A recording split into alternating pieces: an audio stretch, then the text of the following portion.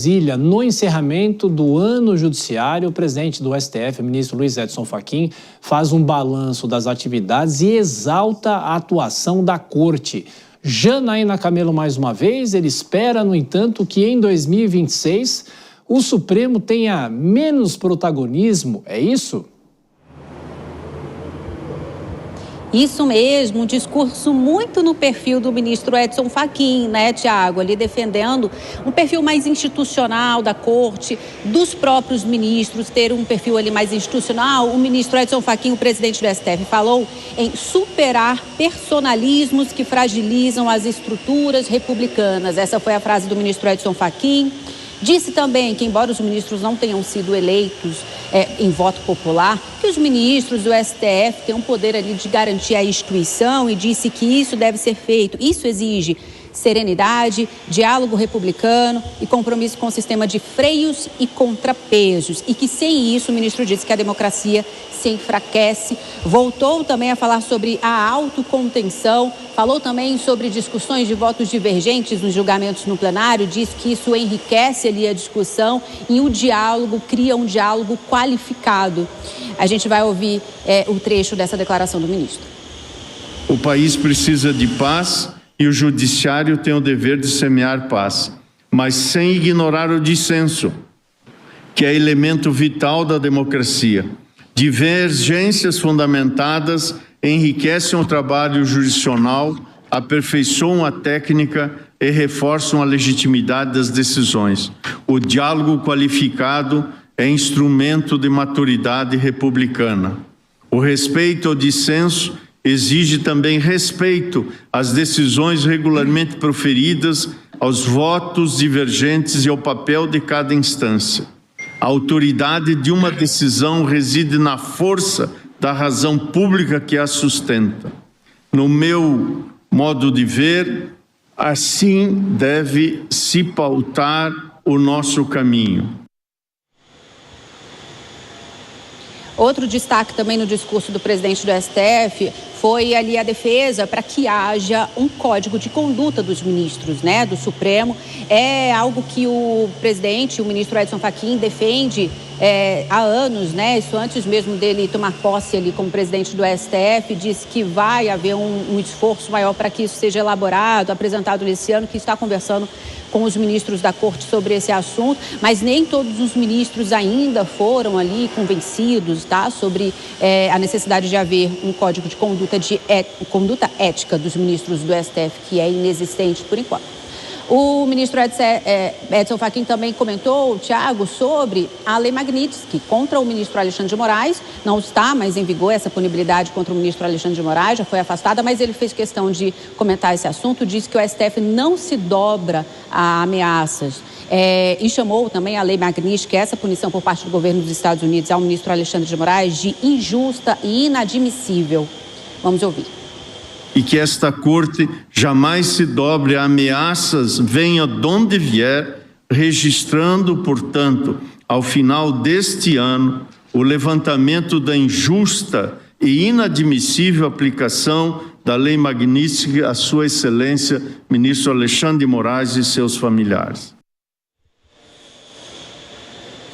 Também nesse mesmo tom, nesse mesmo assunto, quem se pronunciou ali na última sessão foi o decano da Corte, o ministro Gilmar Mendes. Ele disse também que o tribunal é resiliente com relação a ameaças, citando as ameaças por parte dos Estados Unidos neste ano à autoridade do Supremo e a autoridades brasileiras. Vamos ouvir.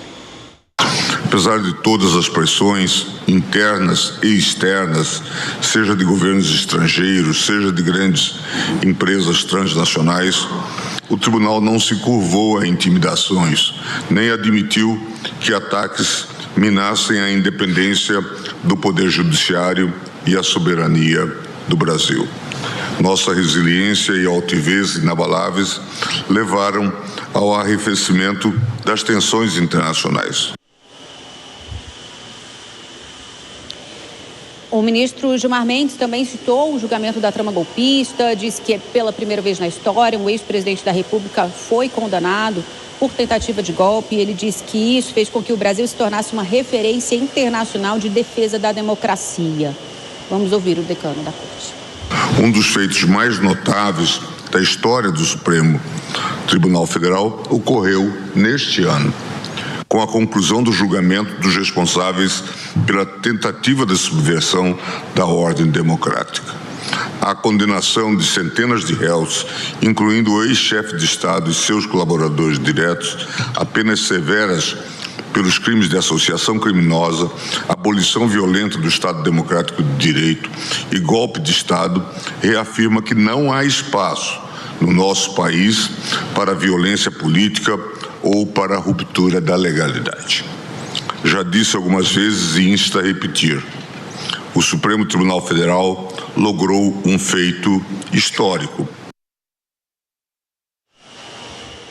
O ministro Gilmar Mendes, Thiago, também falou sobre a atuação do judiciário no ano que vem, ano de eleições, e ele disse o seguinte, que os colegas da corte não podem se iludir sobre o ano que vem e disse também que vai ser um ano marcado pela força do judiciário para garantir um ano pacífico aos brasileiros e que divergência entre poderes é normal numa democracia. Thiago.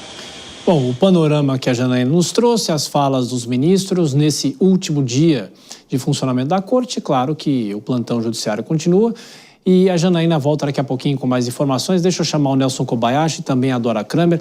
Ô Kobayashi, o ministro Luiz Edson Fachin está nessa cruzada de código de conduta da corte e ele quer tirar um pouco o Supremo dos holofotes. Será que ele vai conseguir ou isso é inerente da situação que o Brasil vive, do conflito entre os poderes e não dá para que isso aconteça? Não vai ser possível. É um desafio gigantesco, Thiago, um desafio muito grande, porque essa é uma intenção do presidente da corte, o ministro Fachin, mas que encontra resistência no próprio decano, no ministro que tem as principais ações, que é o ministro Alexandre de Moraes, dentre tantos outros, no perfil que era até ontem do antecessor do ministro Luiz Roberto Barroso, que deixou o Supremo Tribunal Federal, que é de dar entrevistas, de comentar casos que sequer foram julgados ainda, que poderão ser judicializados, antecipação de voto, tudo isso faz parte de um planejamento do ministro Edson Fachin que tem ganhado força. Ainda é muito tímido, é uma intenção que vai encontrar muita resistência,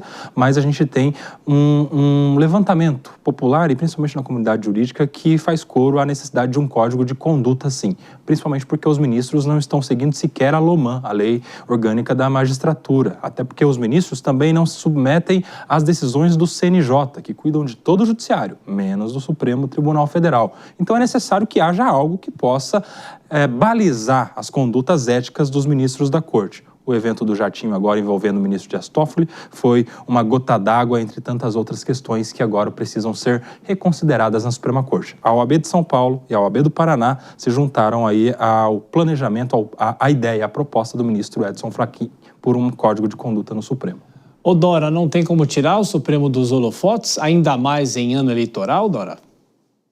Olha, eu acho que a questão não é nem tirar dos holofotes, é tirar da berlinda, porque é onde está o Supremo, por causa de uma série de incorreções cometidas, exatamente do ponto de vista da conduta, porque não está se discutindo nenhum tipo de regramento para o conteúdo das sentenças, e sim para o comportamento. O ministro Edson Fachin hoje ainda é voz isolada dentro do Supremo, ou melhor, quase isolado. Ele tem ali um apoio ou outro, mas ele busca ultrapassar esse obstáculo fazendo contatos, ele tá articulando, fazendo contatos com ex-ministros do Supremo, como ministra Rosa Weber, ministro Celso de Mello, fazendo contatos também no exterior, no CNJ, em outros tribunais superiores, né, e não só o STF. Então, ele está fazendo toda uma articulação, sabendo que para ele conseguir a implementação